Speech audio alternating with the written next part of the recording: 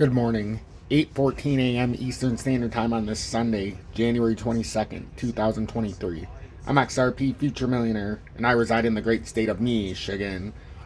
So I wanted to get into some XRP charts real quick this morning, bright and early on the Sunday morning before the futures markets opens later this afternoon into the early evening. We've got still on this ascending triangle breakout. XRP is still holding this level. It's been pretty flat overnight between Bitcoin and XRP, but we have not broken down. And we've also held this level so far. Like I was saying yesterday, as long as we can hold this downtrending support line, right now it's at about 397, 3961. It'll allow us to continue to push up. This pattern has not rolled over yet, but we would like to do something today when the futures market is closed, because on a thinly traded weekend, if we can just get a small volume spike here, we don't need a lot with the futures closed still. So as long as we get a small boost, as you can see, we had a slight bearish cross here in the 30-minute. Nothing to be concerned about. A lot of times there's fake outs. So we're going to have to see if that were to play true. If that played true, you would simply see us come down to the 200-day at about 399, and then possibly down just a little bit lower at the 397, assuming we didn't lose that ascending triangle support. If we continue to hold that ascending triangle support, we can make a move up to here. We have several levels in between. First, we'd have to clear this 418 now, or 417, the 424, and then we can go from there. But the 442's up within range as long as we don't lose this ascending triangle breakout. We've got Bitcoin that's still in a very interesting spot because it hasn't broke across that trend line. This is from October of 2021. It's about a year and a half long, this downtrending resistance. It's becoming a major pivot level right now. And when you get on the top side of that, that's when you have the ability to get up to 25 and or 26,000. But first you would have to break out over this downtrending resistance. That's what we've been waiting for this whole weekend, to see if it's going to happen or to see if it needs to come back down and reconsolidate.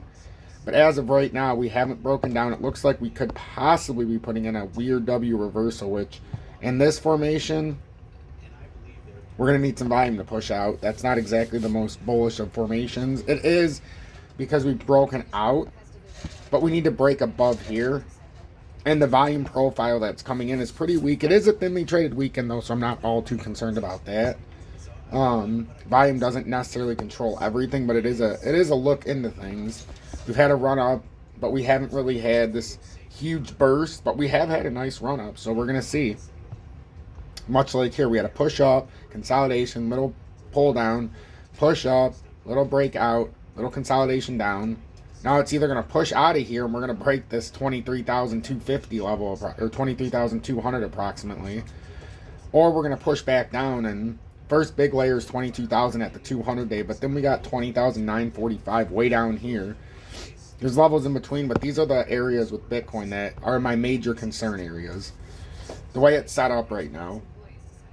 So if we want Bitcoin, if we want XRP to break out anymore, first things first, let's get past this downtrending resistance line. But yeah, that's where we're at right now with Bitcoin. And then if we go into the total crypto market cap, it's very, very similar. The total crypto market cap is trying to get over that 1 trillion mark. Another very big downtrending resistance line. Goes back quite some time. And it's a very big pivot level. If you break above that, there is the 1139. That's not too far ahead that I would think we'd have ambitions to reaching. There's also the 1.036 that would be approximately in the closest area of next resistance. But this is very key for me. This is just like the Bitcoin. It's a very key resistance level. It would be an awesome pivot level to get on top of and see if we have any further ambitions. It's been a pretty interesting weekend. We've had some crosses here on some of these, some bearish crosses, but nothing to the point of where the patterns have died out. We still have a very strong possibility of continuing to move up. As we've been talking about for XRP, we'll get back into there real quick. See how some of the other XRP charts look, because I have different levels. See, we've had this bearish cross here on the XRP USDT, but that could be a fake out for technical traders to throw in a short and then they just reverse it back up. You're done. Same thing in the perpetual futures chart. On BITGET, we've had that bearish cross. The US dollar on Bitstamp, we've had that bearish cross, but like I said, let's not put too much stock into that just yet. We need a further pull down to even conclude that that's even realistic. 15 minutes, see how tight it is. So we'll see. And if we can't hold the first level that I showed, got to hold this. We're going to try to hold this. This is 397. This is the formation we're going to have to try to hold. If we can hold that, we could possibly break up and out. And we can see to me, the next major level is up there at 442. And it's just because that goes back. It looks like a broken bull flag. Some people, won't say it's a bull flag, won't consider it that way, but that's what it looks like to me. And within a much bigger bear flag, it created this small little pattern to try to break out. Failed. And now we're looking for a reconsolidation and then a further rejection to prove that this is very bearish in the area. If we can get that, then we start to break back down. If we get back over the 442 and ultimately up in here at the 48-cent mark, then that's how you can push the 52, 55, and ultimately, well, this cup and handle started up at 65.62. The top of this pattern is all the way up at 80 cents, so don't forget that. We need to lose this uptrending support at some time to avoid going all the way back up there, and right now it's at about 34 cents, and ultimately need to lose the 2871. Otherwise, this pattern continues to move forward, and it doesn't look great, but it's continuing to, slide its way up there, and we're going to try to hold this ascending triangle point. Those are the big points today. XLM is on top of it as well. We're trying to hold, and it's very key for XLM. It's so easy to see as well. If we can hold the 897 level approximately, we can continue to try to push up to this 986. It's not a huge move, I acknowledge that, but if you're holding this, let's just say you held it from the 89, depends where this were to come down. Let's say it holds it at the 897. That's a 10% move from there back up to 987. So that's the importance if it holds that. It's another 10% up. Not a terrible spot trade if you have a plan. And then right here, again, this is a big pattern that we're on the top side of. And the break back down below here, you'd have to be below the 846 level. So, there is a little bit of opportunity there with XLM if it holds that level.